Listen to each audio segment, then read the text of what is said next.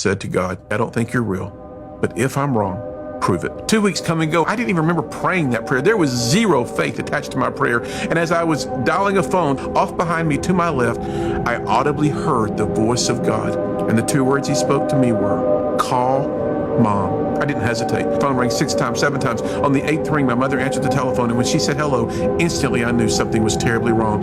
When I hear God say to me, call Mom, and I did so, my mother was attempting suicide. I ran out of my office, jumped into my car, drove Interstate 75 in Chattanooga, Tennessee. My mom was barely alive as she came down some stairs. She fell into my arms. I picked her up. I carried her to her car. I drove her to Park Ridge Hospital in Chattanooga, Tennessee, and as we drove, she looked over at me. She says, Dean, I can't be dying. And I said, Mom, hang on. You're not going to die, but you're going to have to choose to live. 45 minutes later, this doctor walks across the ER. This doctor has the most perplexed look on his face, and he said, Mr. Sykes, there's no medical reason to tell you this at all. It is a, quote, miracle of God. I could take you to the spot in Park Ridge Hospital where I leaned against the wall, and I had an encounter with Jesus.